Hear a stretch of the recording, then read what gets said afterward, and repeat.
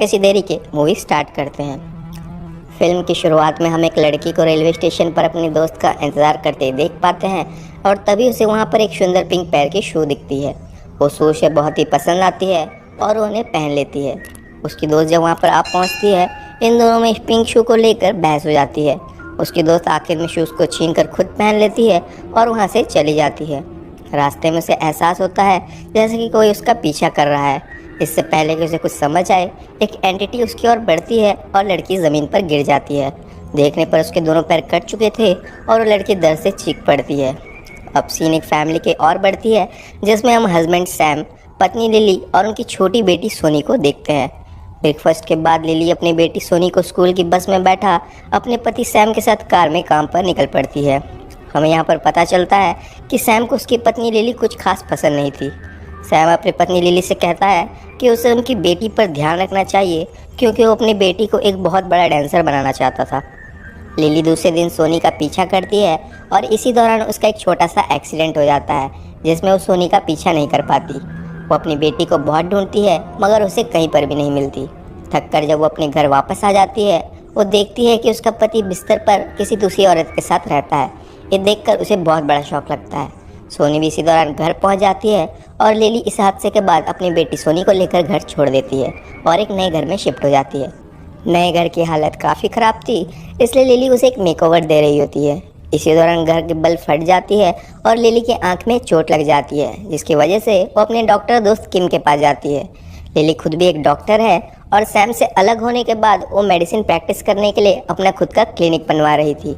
घर वापस लौटते वक्त लिली को सबवे पर वही पिंक शूज़ दिखते हैं, जिसे देखकर वो भी उसकी ओर अट्रैक्ट हो जाती है और वो उन्हें लेकर अपने साथ घर ले जाती है। घर में वो जूते ट्राई कर रही थी एंड हमें यहाँ पर कुछ विज़न दिखते हैं ऑफ ए डांसर जो कि इन शूज़ को पहनकर डांस कर रही थी और दूर से उसे एक दूसरी डांसर जलन की भावना से देख रही थी।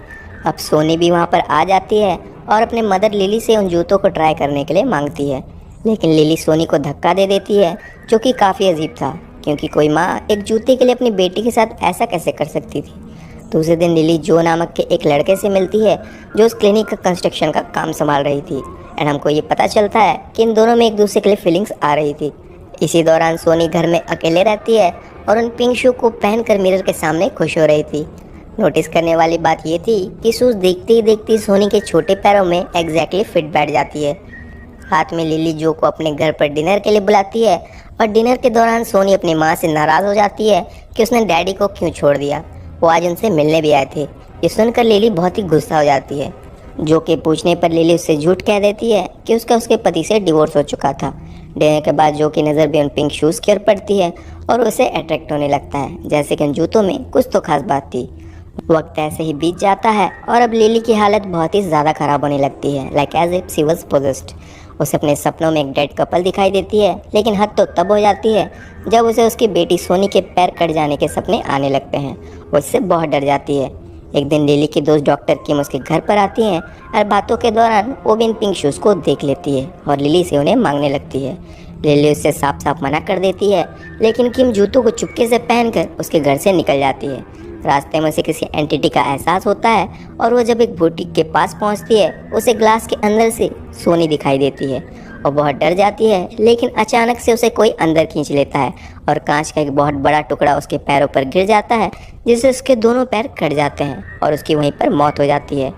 पुलिस इस केस की इन्वेस्टिगेशन में लग जाती है और लिली को पूछताछ के लिए बुलाती है। ध्यान देने वाली बात ये थी कि वो पिंक शूज़ मर्डर साइट पर कहीं पर भी नहीं मिलते, बल्कि वो तो अपने आप ही लिली के घर पर वापस पहुंच जाते हैं। इन्वेस्टिगेशन से लिली को पता चलता है कि 60 सालों से बिल्कुल इसी तरह की और भी ढेर सारी मौतें हुई थी, जिसके बाद लिली अब और सच्चाई को अनदेखा नहीं कर पाती। घर पर उसे वो पिंक शू दिखते हैं, जिसे वो जल्दी से घर के बाहर फेंक देती है, लेकिन कुछ देर बाद वो अपनी बेटी सोनी को उन्हीं जूतों के साथ बिस्तर पर खेलते देखती है एंड बहुत ही नाराज़ हो जाती है। इससे पहले कि वो सोनी को डांटे, सोनी के पैरों से ढेर सारा खून बहने लगता है और ये दोनों ही बेहोश हो जाते हैं। होश आने पर वो खुद को हॉस्पिटल में पाती है और उसके हाथों में वहीं पर पिंक शूज़ रहते हैं। जो उसे टेरेस पर ले जाता है और उसे एक फ़ोटो देता है, जिसमें एक लड़की उन पिंक शूज़ के साथ खड़ी थी और ये फ़ोटो 60 साल पुराना था। अब लिली इन जूतों के पीछे के राज को जानना चाहती थी ताकि उसे इस कर से आज़ादी मिल सके। इसी तलाश में अपनी बिल्डिंग के उसी बूढ़ी औरत के पास जा पहुंचती है जो उसे हमेशा देखकर डर जाया करती थी। हमेशा की तरह इस बार भी ओल्ड लेडी उससे घबरा जाती है, लेकिन लिली के काफ़ी रिक्वेस्ट करने के बाद उनकी मदद करने के लिए राज़ी हो जाती है एंड उनसे एक स्टोरी कहती है। 60 साल पहले ये ओल्ड लेडी एक ओकी नामक के डांसर के लिए काम किया करती थी। उसकी मास्टर ओकी गायको नामक के एक दूसरे डांसर से काफ़ी जलती थी। हद तो तब हो जाती है जब गायको का बॉयफ्रेंड उसे एक सुंदर पिंक शू देता है। ओकी इसके बाद गायको से और भी जलने लगती है और उसे वो पिंक शूज़ किसी भी हालत में चाहिए था। एक दिन गायको थिएटर में उसके बॉयफ्रेंड के साथ ओकी के साथ इंटीमेट मोमेंट में देख लेती है। उसका दिल टूट जाता है। उसका बॉयफ्रेंड उसके पीछे उसे मनाने के लिए भागता है, जिसे देखकर ओकी और भी ज़्यादा गुस्सा हो जाती है और इसी गुस्से और जलन में वो गायको को मार डालती है। बाद में वो सबूत मिटाने के लिए जंगल के बीच बॉडी को दफना देती है, मगर उससे पहले वो गायको के दोनों ही पैरों को जूतों के साथ काट देती है। दूर से ये सब ओकी की सर्वेंट यानी कि ओल्ड लेडी ने देख लिया था और ओल्ड लेडी का कहना था कि बाद में ओकी और गायको के बॉयफ्रेंड ने शादी करने की कोशिश की थी, लेकिन गायको के आत्मा ने उन दोनों को ही मार डाला था। वो लिली को वार्न करती है कि गायको की आत्मा हर उस शख्स को मार डालेगी जो इन पिंक शूज़ को पहनेगा, इसलिए बेहतर यही रहेगा कि वो इन जूतों को वापस लौटा दे। लिली जंगल के बीच में गायको की लाश को बाहर निकालती है और उसकी प्रॉपर सेरेमनी देती है, जिसके साथ ही वो पिंक शूज़ को लौटा देती है। ब्यूरल के बाद लिली को लगा कि कर्ज अब हट चुका था, क्योंकि उसने आखिर में जूतों को लौटा दिया। कुछ दिनों तक सब कुछ ठीक चलता है, लेकिन लिली जब एक दिन जो के पास जाती है वो उससे बात करने से इनकार कर देता है, क्योंकि सोनी से उसे पता चला था कि वो डिवोर्स नहीं थी, बल्कि उसने तो खुद ही अपने पति को मार डाला था। ये सुनकर लिली गुस्से से पागल हो जाती है और हम देखते हैं कि उसने अपने बॉयफ्रेंड जो को मार डाला। गुस्से में वो अपनी बेटी सोनी के पास जाती है, जहाँ पर सोनी अपनी मदर से बचते हुए उसी सबवे की ओर भागने लगती है। लिली अपनी बेटी को मारने ही वाली थी कि उसे एहसास होता है कि वह ऐसा नहीं कर सकती। ये सब वो खुद नहीं बल्कि गायको की आत्माएं उससे करवा रही थी, और तभी सोनी के हाथों में हम उन पिंक शूज़ को देख पाते हैं।